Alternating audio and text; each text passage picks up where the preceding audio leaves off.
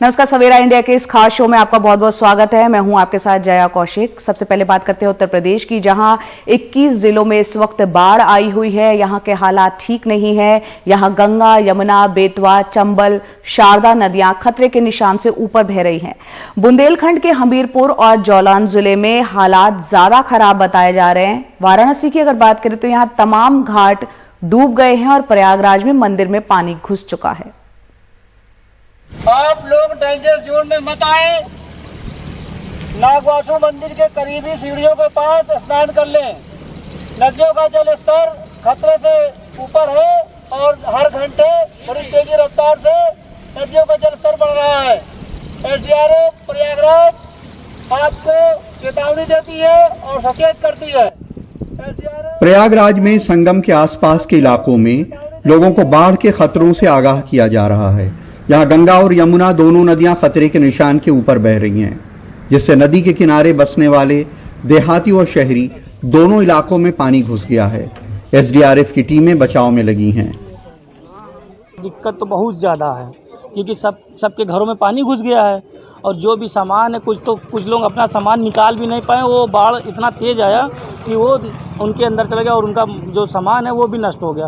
कुछ खाने पीने का जो सामान था वो भी वेस्ट हो गया। प्रयागराज के दारागंज में नागवासुकी मंदिर डूबा हुआ है। दारागंज की तारीखी शाही मस्जिद का पिछला हिस्सा डूब गया है। मस्जिद में बाढ़ का पानी है, लेकिन संगम के पास लेटे हुए हनुमान जी के मंदिर के अंदर हनुमान जी की मूर्ति तक पानी आ गया है। पुजारी बाढ़ के पानी में खड़े होकर पूजा पाठ करा रहे हैं। आज के दिन का प्रतीक्षा सभी को होती है, विशेषकर प्रयागवासियों। जैसे पूरा भारतवर्ष इसी प्रतीक्षा करता है कि गंगा जी यदि हनुमान जी को स्नान कराती हैं तो वह वर्ष पूरे भारत में ही नहीं विश्व में सुखमय रहता है। वाराणसी में गंगा की बाढ़ में सारे घाट डूब चुके हैं। यहाँ के घाटों पे लाखों लोग रोज पहुँचते हैं। दशाश्वमेध घाट पे आरती की जगह बदलनी पड़ी है। 80 घाट पूरा डूब चुका है, जिस कैनोपी के नीचे सुबह बनारस में हर सुबह शास्त्रीय संगीत के कार्यक्रम होते हैं, वो नदी में समा चुकी है।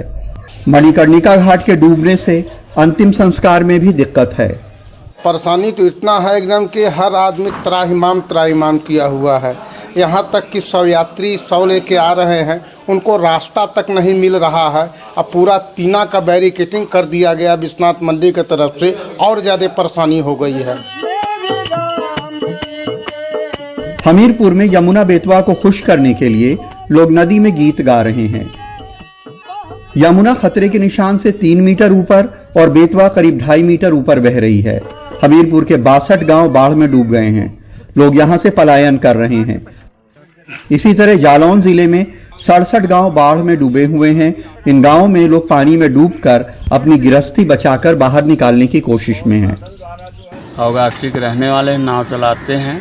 यहाँ पर परेशानियाँ क्या हैं कि बाढ़ से जो है पूरे हमारी बस्ती घिरी हुई है और यहाँ कोई स्वास्थ्य कर्मी कोई यहाँ पर दवा दारू के लिए कोई नहीं आया। यहाँ कोई प्रशासन वगैरह है? यहाँ कोई प्रशासन नहीं आया है।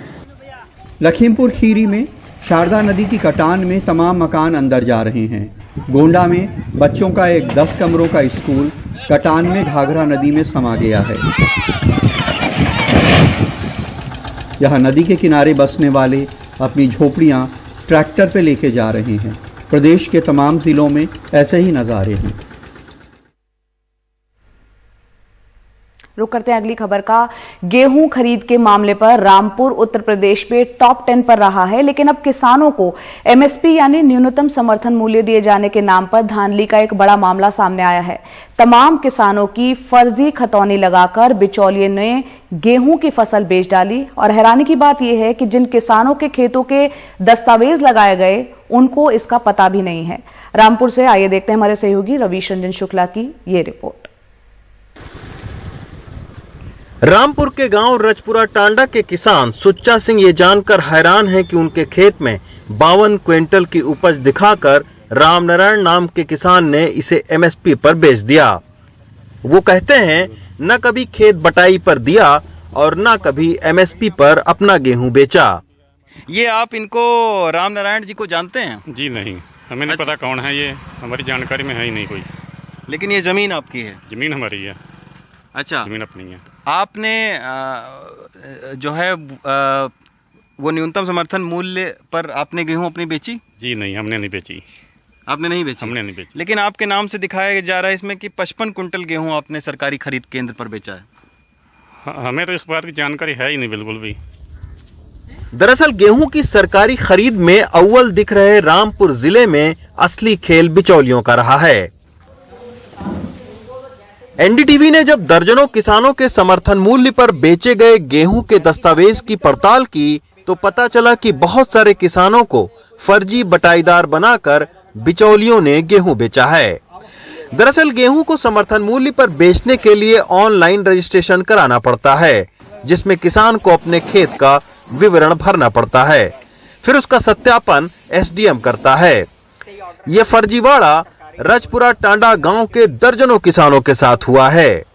सारे गांववासी हमारे साथ में मौजूद हैं। उनका कहना है कि उन्होंने कोई भी अपनी फसल ना तो क्रय केंद्र पर एमएसपी पर बेची और ना ही किसी को बटाई उन्होंने अपनी जमीन दी है। ये लोग खुद अपनी ज़मीन पर खेती किसानी करते हैं। सर आप ये बताइए, ये जो डॉक्यूमेंट मैंने आपको दिखाया, आपको पता था कि आपकी ज़मीन को बटाई पर देकर, आपकी ज़मीन का खसरा खतौनी लगाकर और आपके नाम से गेहूं बेच दिया गया? नहीं, हमें कोई जानकारी नहीं है। अच्छा। हमने तो आप आए हैं, आपने बताया है तो जानकारी मिली है। हमें ऐसी कोई जानकारी नहीं है कि हमारी ज़मीन पर ऐसा कुछ हुआ है। सिर्फ खेतों में ही नहीं, बिचौलियों ने सड़क पर भी गेहूं की पैदावार दिखा दी, और तो और रेशम विभाग की सरकारी जमीन पर भी। ये रेशम विभाग की जमीन पर 98 कुंटल गेहूं हो सकता है? ये तो सब गेहूं बंजर पड़ी हुई है। इस पे गेहूं बंजर में कोई मतलब नहीं गेहूं होने का। अच्छा, जुटने में है ही नहीं है। रजपुरा टांडा के खेतों के कागजात को लगाकर वीरपाल, कल्लू, रामबरन, रामनारायण जैसे किसानों ने करीब 10 लाख रुपए का गेहूं बेचा।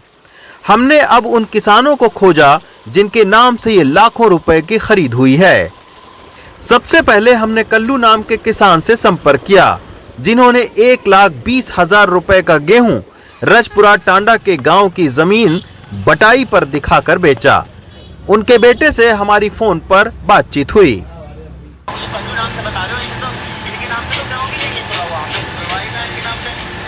अच्छा, कल्लू के नाम से गेहूं भी नहीं तुला है?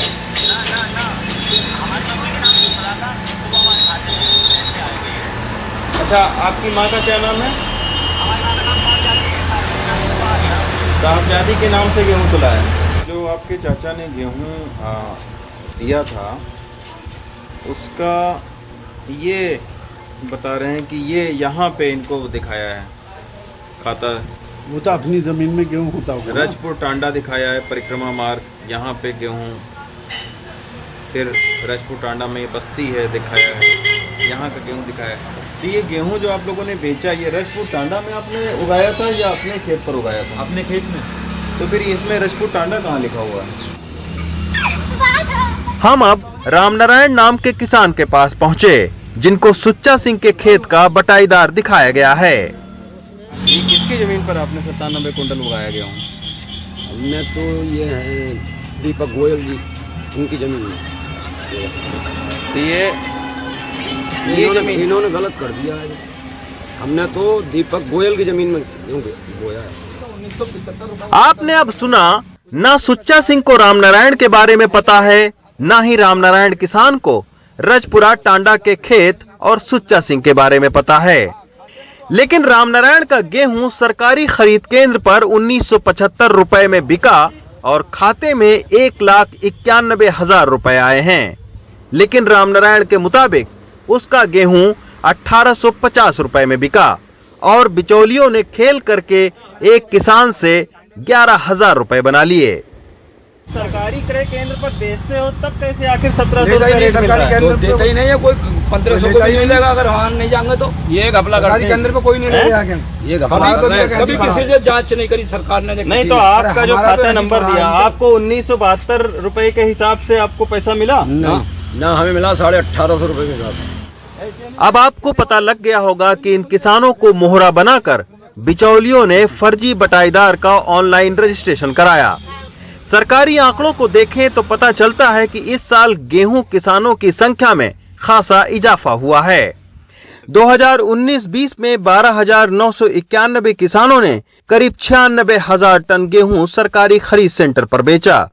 2020-21 में 12,192 किसानों ने करीब 97,000 टन गेहूं बेचा, जबकि इस साल अचानक किसानों की तादाद बढ़ गई और 2021-22 में 26,254 किसानों ने 1,47,000 टन गेहूं बेचा। जिला विपणन अधिकारी ने अब इसकी जांच के लिए 7 सदस्यीय एक कमेटी भी बनाई है। इस पूरे मामले पर हमने जिला खाद्य विपणन अधिकारी से भी बात करने की कोशिश की, लेकिन उन्होंने कैमरे के सामने बात करने से इनकार कर दिया। लेकिन उनका ये ज़रूर कहना है कि इस पूरे मामले की जांच हो रही है और जो भी लोग इसमें दोषी होंगे उनके ऊपर में कार्रवाई होगी। सरकार बार बार वादा कर रही है कि एमएसपी थी, एमएसपी है और एमएसपी रहेगी, लेकिन इस तरह का फर्जीवाड़ा दिखाता है कि गेहूं की सरकारी खरीद में कैसे धांधली हो रही है। मेहनती किसानों को एमएसपी का लाभ जमीन पर बहुत कम मिल पा रहा है। रामपुर से तमकीन के साथ रवीश रंजन शुक्ला, एनडीटीवी इंडिया। और अगली खबर बिहार के मुख्यमंत्री नीतीश कुमार की। नीतीश कुमार को इंतजार है कि प्रधानमंत्री उन्हें कब मिलने का समय देते हैं। उन्होंने 6 दिन पहले एक चिट्ठी लिखी थी, लेकिन जवाब अभी तक नहीं आया है। मुद्दा जातिगत जनगणना का है। मुख्यमंत्री नीतीश कुमार आजकल जब मीडिया से रूबरू होते हैं तो उनसे पहला सवाल यही होता है कि वे बिहार के सभी दलों के नेताओं के साथ जातिगत जनगणना के मुद्दे पर प्रधानमंत्री से वो कब मिल रहे हैं। बिहार में बीजेपी को छोड़कर सभी दलों ने उनसे लिखित में प्रधानमंत्री से मिलने के लिए आग्रह किया था। प्रधानमंत्री जी को जो पत्र लिखे हैं तो आप सबको मालूम ही है, वो तो हम बता ही चुके हैं। वो 4 तारीख को ही उनके पास कार्यालय में पहुंचा दिए, तो इसलिए 4 तारीख को फर्स्ट हाफ में अभी तक तो कुछ नहीं है। अब तो भाई देखिए, ये सब बात तो केंद्र सरकार पर नहीं, और हम लोग तो चाहते हैं कि जातिगत जनगणना हो, तो इसकी जाति आधारित जनगणना हो जाए, तो ये तो हम लोगों की पुरानी मांग है। इस मुद्दे पर शनिवार को पूरे बिहार में राष्ट्रीय जनता दल ने धरने का कार्यक्रम का आयोजन किया था। बीजेपी असमंजस में है क्योंकि उसे मालूम है कि जातिगत जनगणना का असल लाभ या नीतीश या तेजस्वी जैसे मंडल के ताकत से निकले दलों और नेताओं को मिलेगा, लेकिन नीतीश ने बिहार में अपनी गणना दक्षिण के राज्यों जैसे कर्नाटक की तर्ज पर कराने से इनकार नहीं किया।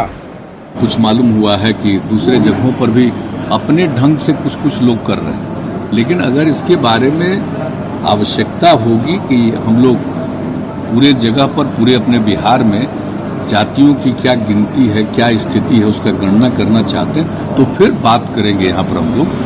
जातिगत जनगणना के मुद्दे पर प्रधानमंत्री नरेंद्र मोदी द्वारा अपने सबसे पुराने सहयोगी नीतीश कुमार को समय देने में विलंब दरअसल इस मुद्दे पर भाजपा के कथनी और करनी के फर्क को दिखाता है।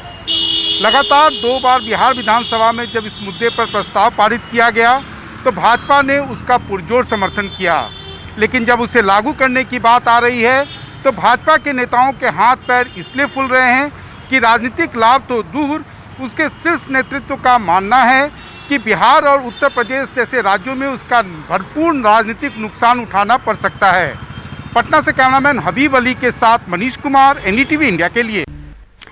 दिल्ली के अशोक होटल में टोक्यो से लौटे ओलंपिक विजेताओं का भव्य स्वागत हुआ। हालांकि नगाड़े एयरपोर्ट पर उनके आने से पहले ही बजने लगे थे। देखते हैं पूरी रिपोर्ट।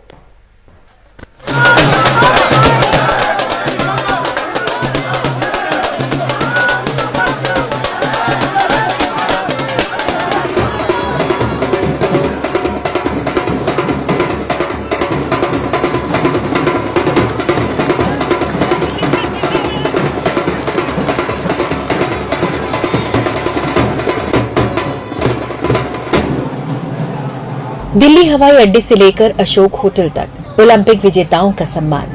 खिलाड़ियों ने भी याद किए अपने अनुभव, देश के नाम किया मेडल। मैं सबसे पहले तो ये दिखाना चाहूंगा, गोल्ड मेडल ये मेरा नहीं, पूरे इंडिया का है। और मैं उस दिन से ही अपनी जेब में लेके घूम रहा हूँ मेडल को। मैं सही बताऊं तो उस दिन से सही तरह से सो नहीं पाए हैं, खा नहीं पाए हैं, लेकिन जब भी मैं एकदम इसको निकाल के देख लेता हूँ ऐसा लगता है कि यार सब ठीक है, कोई दिक्कत नहीं। स्टार्टिंग हमारी होती है ना तो बहुत ग्राउंड लेवल पे होती है, तो गांव में शुरू की, बिल्कुल गांव से थी और उसमें मतलब बहुत मिट्टी से थी। उसके बाद हम दिल्ली आ गए स्टेडियम में, तो देखा अपने सामने, बड़े बड़े चैंपियनों को अपने सामने देखा, बिल्कुल इनको देख देख के मैं आगे बढ़ा और मैं आज यहाँ खड़ा हूँ। आप सबको बहुत बहुत धन्यवाद देना चाहता हूँ।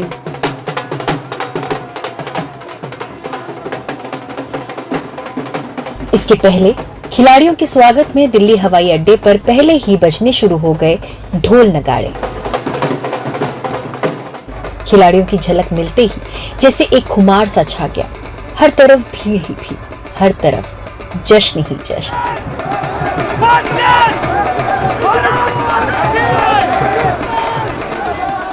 खिलाड़ी एक एक कर निकलते रहे और दिल्ली के होटल अशोका की तरफ जाते रहे। हॉकी टीम ने केक काटा। आखिर 4 दशक बाद पुरुषों की टीम ने कोई मेडल जीता है और लड़कियां भी ऑस्ट्रेलिया जैसी टीम को हराकर सेमीफाइनल तक पहुंची हैं। टोक्यो ओलंपिक में 7 मेडल लेकर लौटी है भारतीय टीम। एथलेटिक्स में पहली बार सोना जीता और हॉकी में 4 दशक बाद कोई पदक हासिल किया। उम्मीद और संघर्ष की वो सारी कहानियां नए सिरे से झिलमिलाती रही। हम लोग कभी हारने के लिए नहीं जाता है, तो मेरे हिसाब से अभी जब सबके मन पे पहुंच गया कि हाँ यार हम लोग ओलंपिक्स मेडलिस्ट है, तो अभी हम लोग को जीत एक आदत बनाना चाहिए। सभी का धन्यवाद, जितना प्यार और सम्मान दिया है। आज देख कैसा लग रहा है जैसे दोबारा से मेडल जीता है देश के लिए। बहुत अच्छा लग रहा है इंडिया आके। वहाँ पे तो पता तो था ही कि इंडिया के लोग बहुत खुश है, हम लोगों ने मेडल लिया। और इंडिया आके इतना अच्छा लग रहा है, सबका इतना प्यार है, शेयर कर रहा है, तो बहुत अच्छा लग रहा है। देश अपने खिलाड़ियों को देता रहा एक शानदार स्वागत।